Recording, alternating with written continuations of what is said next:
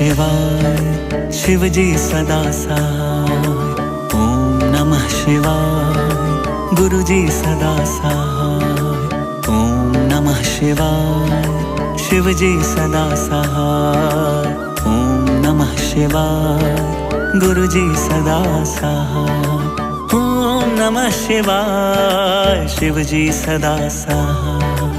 ओम नमः शिवाय, गुरु जी सदा सहाय। ओम नमः शिवाय, शिव जी सदा सहाय। ओम नमः शिवाय, गुरु जी सदा सहाय। ओम नमः शिवाय, शिव जी सदा सहाय। ओम नमः शिवाय, गुरु जी सदा सहाय। ओम नमः शिवाय, शिव जी सदा सहाय। जय गुरु जी, शुक्राना गुरु जी। जय गुरु जी, शुक्राना गुरु जी। ये मेरा आज का सत्संग शुक्राना सत्संग है, जो मैं गुरु जी के लिए मार्च से लेके अप्रैल तक का कहना चाहती हूँ। मैं पहले भी बता चुकी हूँ, मार्च में मैंने अपने यहाँ 5 तारीख को सत्संग किया था और वहाँ से उसके बाद मुझे 21 मार्च को मुझे डॉक्टर से घुटने रिप्लेसमेंट के लिए डेट मिल गई थी, तो मैं उसकी तैयारी में थी। तो अब उन सब के लिए मैं शुक्राना करना चाहती हूँ। सबसे पहले मैं गुरु जी का महामंत्र शुरू करूँगी। ओम नमः शिवाय, शिव जी सदा सहाय। ओम नमः शिवाय, गुरु जी सदा सहाय। ओम नमः शिवाय, शिव जी सदा सहाय। ओम नमः शिवाय, शिव जी सदा सहाय। ओम नमः शिवाय, गुरु जी सदा सहाय। जय गुरु जी, शुक्राना गुरु जी। गुरु जी, आपका लख लख शुक्राना, आपका हर पल अंग संग रहने का शुक्राना। गुरु जी, आपका मार्गदर्शन के लिए शुक्राना। आपने जिस तरह से मुझे ठीक किया, उन सब के लिए शुक्राना। 21 मार्च को मुझे ऑपरेशन की डेट मिल गई थी और मैंने जब बाकी लोगों को भी अपने घर में बताया, लेकिन मैं सबको इकट्ठा नहीं बुलाना चाहती थी, ताकि एक ही बार में सब आ जाते हैं तो फिर मुश्किल होती है। और क्योंकि मेरे दोनों घुटनों का नी रिप्लेसमेंट था, तो जिसमें टाइम लगना था। तो खैर, अब हम एक ऐसी लड़की भी ढूंढ रहे थे कि जो हमें 24 घंटे घर में रहे और हमारा काम करे। आप यकीन नहीं करेंगे संगत जी कि मैं रोज़ इन कंपनी वालों को फ़ोन करती थी, लेकिन कोई भी लड़की नहीं मिल रही थी। फिर मुझे 19 तारीख को एक अचानक शाम को 6 बजे उन्होंने एक लड़की भेज दी और मैंने उसको भी स्वीकार कर लिया। और 20 तारीख को सुबह मुझे हॉस्पिटल एडमिट होने के लिए जाना था। तो 20 तारीख को मैं एडमिट गई, तो मैंने सोचा कि ये घर वालों के साथ एडजस्ट पता नहीं होगी कि नहीं, तो मैं उसको अपने साथ ही हॉस्पिटल भी ले गई। मैंने उसे अपने साथ रखा। 21 तारीख को सुबह सुबह वो लोग 6 बजे मुझे ऑपरेशन थिएटर में ले गए और वहाँ पर भी मैं गुरु मंत्र पढ़ती रही। मैं गुरु जी का मंत्र जाप करती रही। और जब ऑपरेशन थिएटर में मैं गई, तो उन्होंने मुझे कमर के पास में सुन करने का इंजेक्शन 2-3 लगाए, तो जिससे मेरा नीचे का पोर्शन तो सुन हो गया था, लेकिन ऊपर से मैं सब सुन भी रही थी, देख भी रही थी। मेरे दोनों टांगों में उन्होंने ऑपरेशन किया। विनय जोशी जी ने मेरा ऑपरेशन किया और करीब ये ऑपरेशन 6 घंटे चला। 6 घंटे के बाद मुझे आईसीयू में 2 दिन रखा गया और मैं वहाँ पर थी। लेकिन जिस दिन 21 को मेरा ऑपरेशन हुआ और 22 की सुबह मुझे ऐसा लगा, मुझे ऐसा महसूस हुआ, मुझे पूरी तरह से ऐसा लगा कि मेरे सामने सुबह गुरुजी और बेंगलोर के सत्य साईं बाबा के जो स्वामी जी हैं, वो वहाँ पर खड़े हुए हैं। मैंने कई बार अपनी आंखें खोली, बंद करी, सोचती रही, लेकिन बार बार वही दर्शन हो रहे थे। तो खैर, गुरुजी मेरे अंग संग थे, ऑपरेशन में पूरे टाइम मेरे साथ थे। मैं उनका मंत्र जाप कर रही थी और मुझे महसूस हो रहा था कि गुरुजी तो मेरे अंग संग ही हैं, मेरे साथ साथ ही हैं। 2 दिन मैं इसमें आईसीयू में रही और उसके बाद मुझे वार्ड मिला, कमरा मिला, तो मैं कमरे में आ गई। तो वहाँ मैं करीब 1 हफ़्ता और रही और वहाँ पर रोज़ दवाई वग़ैरह जो भी दिन भर उनका दवाई ट्रीटमेंट चलता रहता था। 8 दिन के बाद मुझे वहाँ से छुट्टी मिल गई और हम घर आ गए। वो लड़की जो हमने लाई हुई थी 24 घंटे के लिए, तो उसने फिर 28 तारीख से मुझे मेरी सारी ज़िम्मेवारी उसी ने उठाई, क्योंकि सारी ज़िम्मेवारी हमने उसी को दे दी थी। क्योंकि मैं नहीं चाहती थी कि घर के किसी दूसरे पे पड़े, क्योंकि उनको कैसा खाना है, क्या करना है वो जाने, लेकिन मेरा खाना-पीना वो सारा वही बनाए। तो मैंने उसको पूरी तरह से समझा दिया और वहाँ डॉक्टर ने भी उसको बहुत अच्छी तरह से समझा दिया था। तो अ, वो सारा मेरा कर रही थी। 19 तारीख तक उसने बाकायदा मेरा सारा खाना-पीना और सच बात है कि शुरू के जो 15 दिन थे वो बहुत ही भयानक ही कह सकती हूँ मैं, कि बेशक मैं डायपर भी बाँधती थी, लेकिन फिर भी वो डायपर के ऊपर से निकल जाता था, बेड शीट खराब हो जाती थी। बड़ा अजीब-सा लगता था। तो मैंने करीब 10-12 दिन के बाद ही, मेरे ख़्याल से मतलब ऑपरेशन करके 10-12 दिन के बाद मैंने गुरुजी से अरदास की कि गुरुजी, इस तरह से इसमें सने रहना अच्छा नहीं लगता है। प्लीज़ आप मुझे हिम्मत दें कि मैं उठ सकूँ, मैं उठ के खुद ही कर सकूँ, वॉशरूम जा सकूँ।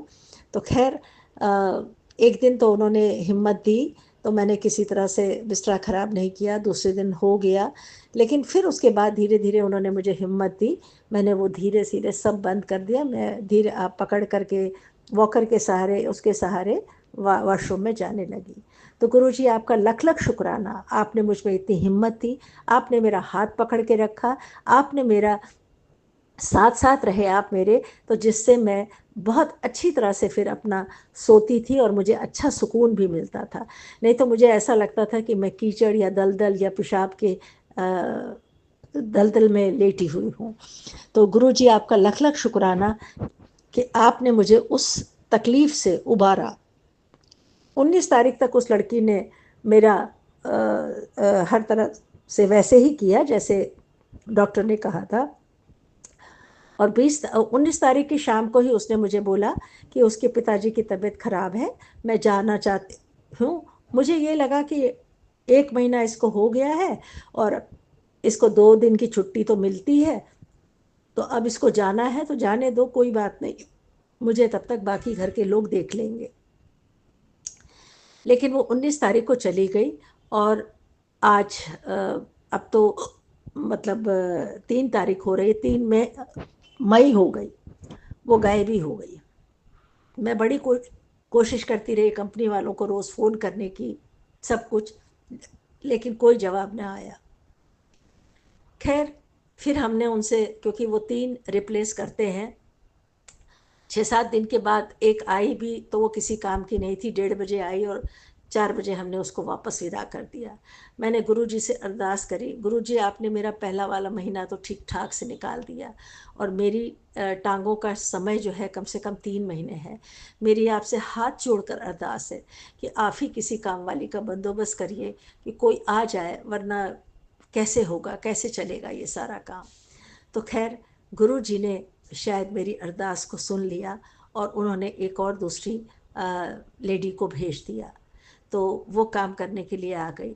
गुरुजी आपका लख-लख शुक्राना, अनंतम शुक्राना कि आपने कामवाली को भेजा जिससे मेरा सारा काम चलता रहा। गुरुजी ने मेरे दर्द में, मेरी चोट में, मतलब वो जो ऑपरेशन हुआ था, उन सब में पूरे साथ-साथ रहे।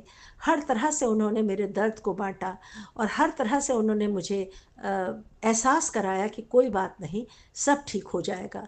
कुछ दिन बीच में कभी-कभी बहुत दर्द भी हुआ, लेकिन फिर मैं गुरुजी का जल प्रसाद पी लेती थी या गुरुजी का जाप करती थी, तो थोड़ा फ़र्क पड़ जाता था।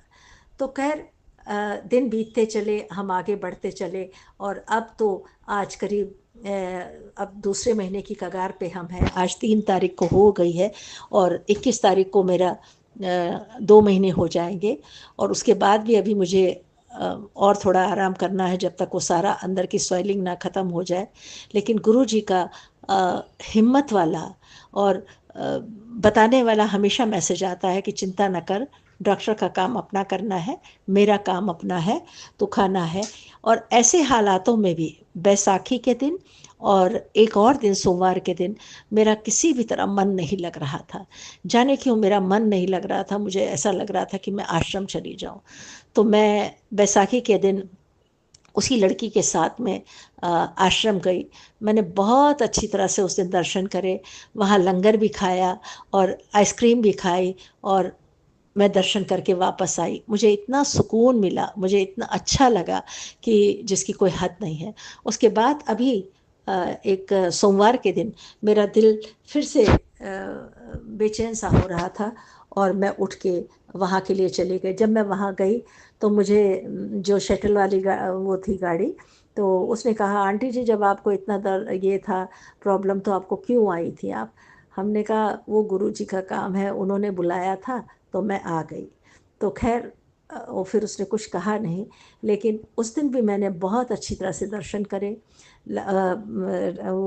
ये लंगर प्रसाद खाया, चाय प्रसाद पिया, और बल्कि मेरी इच्छा थी, मैं घर से खा के नहीं गई थी, मेरी इच्छा थी कि मुझे आज एक प्लेट और मिल जाए।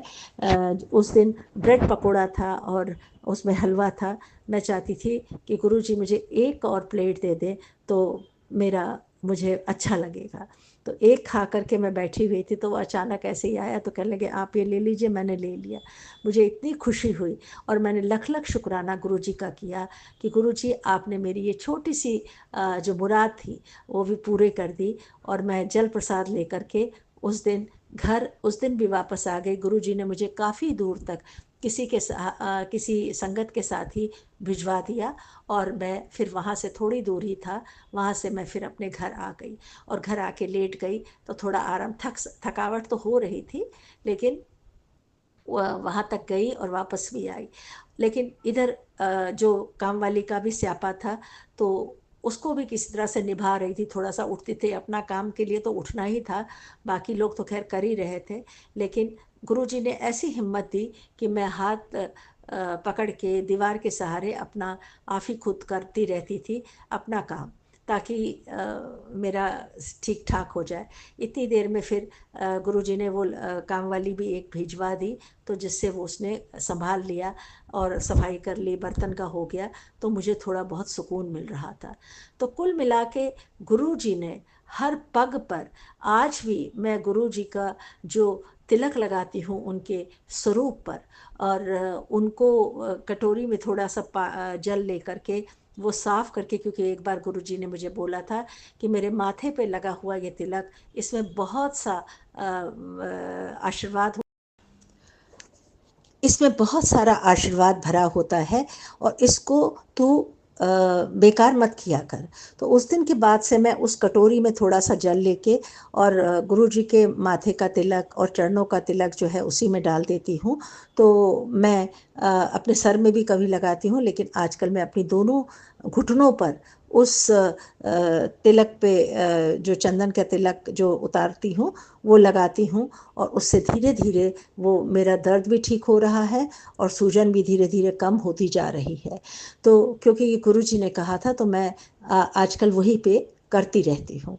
तो गुरुजी एक ऐसी शख्सियत है, एक ऐसा व्यक्तित्व है जिसे अपने हर बच्चे का पता है, जिसे अपनी हर बेटी की, हर बेटे का, सबका ज्ञान है कि किसको क्या तकलीफ़ है, किसको क्या चाहिए, किसका क्या दुख दर्द है, और वो हर किसी के दुख दर्द को पूरा कर देते हैं, उसके दर्द का निवारण कर देते हैं। मुझे जितनी परेशानियां थी, जितना उलझने थी इस ऑपरेशन को लेकर के, लेकिन गुरुजी ने बहुत ही आराम की तरफ से ऐसे इस ऑपरेशन को करवाया। और दर्द वर्द तो देखिए होता ही है, इतना बड़ा काट मचाते हैं तो दर्द तो होगा ही, लेकिन फिर भी उन्होंने मुझे सहने की शक्ति दी, और धीरे धीरे बहुत अच्छी तरह से वो ठीक भी कर रहे हैं, और बहुत जल्दी मैं और भी अच्छी हो जाऊंगी। और फिर मैं नित्य उनके आश्रम भी जाया करूँगी। और हालांकि मेरा बड़ा मन कर रहा है कि मैं दिल्ली के बड़े मंदिर भी चली जाऊं, आश्रम दर्शन करके आ जाऊं, लेकिन अब वो तो गुरु जी की इच्छा है कि वो हम मुझे कैसे बुलाते हैं और कैसे मैं वहाँ जाऊंगी। तो लख लख शुक्राना गुरु जी, आपने मेरे इस ऑपरेशन को बहुत ही स्मूथली, बहुत ही अच्छी तरह से करवा दिया और सब कुछ ठीक ठाक से हो गया। तो इसके लिए मैं आपका लख लख शुक्राना करती हूँ, अनंतम शुक्राना करती हूँ। और मेरे अंग संग रहने का, उसके लिए भी आपका शुक्राना करती हूँ। मुझे खिलाने का, मुझे पिलाने का, मुझे हिम्मत देने का, मेरे दुख दर्द को कम करने का, उन सब के लिए आपका लख लख शुक्राना करती हूँ। गुरुजी, आप आपका शुक्राना करके हम ऋण नहीं चुका सकते हैं, क्योंकि आप जो करते हैं वो किसी में भी शक्ति नहीं है, किसी में भी ऐसा दम नहीं है कि वो ऐसा कर सके। लेकिन एक आप ही ऐसे सर्वशक्तिमान हैं कि जो आप हर किसी के दुख को दूर कर देते हैं, हर किसी के उसको दर्द को, दुख को, परेशानियों को ख़त्म कर देते हैं। समय समय पर आपके मैसेज भी आते रहते हैं जो हिम्मत को बढ़ावा देते हैं, दर्द को कम कर देते हैं और दुनिया का असली रूप भी दिखा देते हैं। तो गुरुजी, आपका अनंतम अनंतम अनंतम शुक्राना।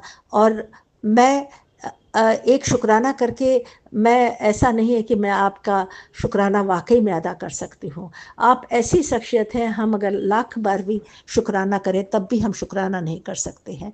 गुरुजी, इन दिनों जो आपका भजन कि मुझे तूने दाता बहुत कुछ दिया है, तेरा शुक्रिया हूँ, तेरा शुक्रिया हूँ, मुझे तूने दाता बहुत कुछ दिया है। न मिलती अगर दात तेरी दी हुई, जमाने में क्या थी औकात मेरी। मुझे भी जो कुछ भी मिला है वो तुमसे मिला है, मुझे मेरे दाता तुम ही ने दिया है। तेरा शुक्रिया हूँ, तेरा शुक्रिया हूँ, मुझे तूने दाता बहुत कुछ दिया है। तेरा शुक्रिया हूँ, तेरा शुक्रिया हूँ। मैं रोज़ इस भजन को एक बार सुनती थी, मुझे बहुत अच्छा लगता था, मुझे बहुत सुकून मिलता था। इसके अलावा भी जो गुरुजी के भजन थे, मैं उनको सुबह लगा के रखती थी और मुझे सुनने को मिलता था, तो मुझे बहुत अच्छा मिलता था। गुरुजी, आपका लख लख शुक्राना। और सभी संगत जी जो भी इस भजन को जो भी इस मेरे संगत को सुन रहे हैं, शुक्राना सत्संग को सुन रहे हैं, उन सब का बहुत बहुत बहुत शुक्राना। और उन सब का मैं शुक्रगुजार हूँ कि उन्होंने अपना अमूल्य समय निकाल कर मेरे इस शुक्राना सत्संग को सुना। तो उनके लिए भी अनंतम अनंतम शुक्राना। और मैं बीना बुद्ध की, कश्मीर से।